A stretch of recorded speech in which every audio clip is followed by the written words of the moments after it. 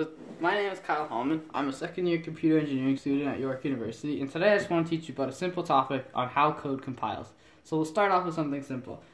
In this case, I just want to ignore the idea of the classes and stuff. I want to mainly focus on methods and what's inside the methods. So we'll start off with something simple. Just a simple little main method.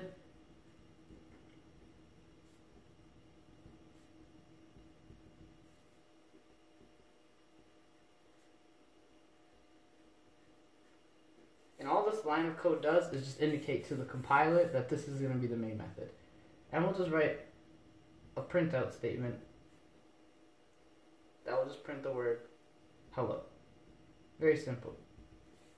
And again, the curly brackets will indicate what's inside the code when this is run. So, to start off, what happens when code is read, the most important thing is it always starts from top to bottom.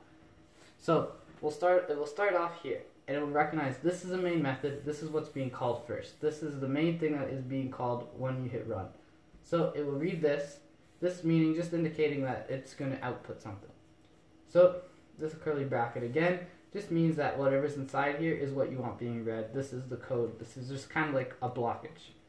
This line here, it's a simple line. It's just telling to the code that I want the system, in this case your computer, your output, to print out the word hello.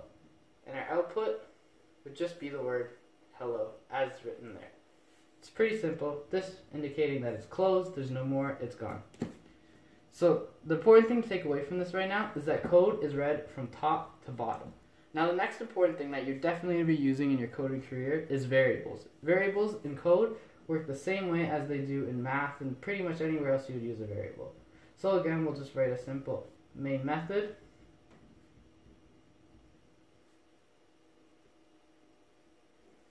And we'll open up with curly brackets.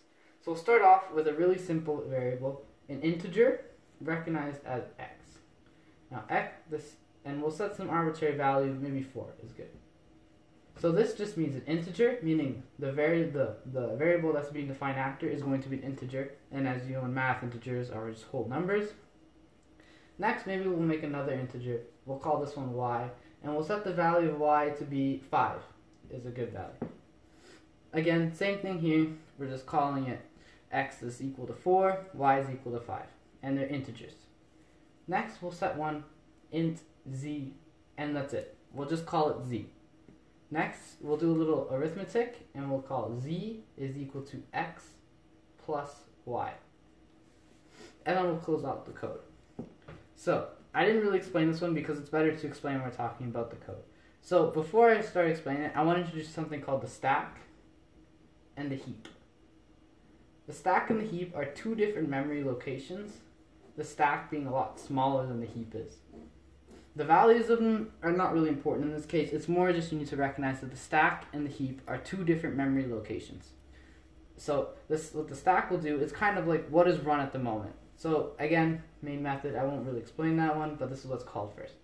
Open curly bracket, next we'll look at this line here. Int x is equal to 4. So the stack is going to recognize, okay, we have an int x, right? The int x, but it's not going to call it x. That's not what's important. It's going to call it a memory location. Maybe the value of memory locations are not important. So we'll just call it AAA is the memory location. Now AAA will represent a memory location in the heap. And the heap isn't organized like the stack is. As you'll see, the stack will be layered. The heap could just be some bubble. And this bubble will represent AAA, which has a value of 4. Right? Next, what happens is this code is run. And what happened in the stack is this will get bumped up. So now we'll have our x is AAA, and maybe our y will be BBB in this case. And again, what will happen is BBB will represent some location in the heap, and it will have a value of, in this case, 5. Next in the stack, and I'll just draw this up here, as our last one, in our stack we'll have 3 blocks. We'll have our x being AAA, our b being b, or y, sorry, being BBB, and our z. And our z will be CCC. Now, we only declared that this line is just an integer called z. But what does this mean in code? It's really simple. It just means it's 0. And that's it. So this value, again, a location of CCC, will just be 0. So From here, now we take to this line. Int z equals x plus y. So in this case, it's going to look, okay, well, x has a location of a in the heap, that's 4. B has a location of b, that's 5. Z has a location of cc, well, that's 0. But we're changing this. So when we run this, x plus y, all we're doing is we're setting z now equal to 9, as 4 plus 5 is 9. And that's it. The memory location is now saved to 9.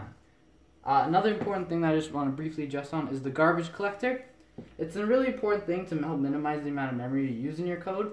It's also really simple to understand.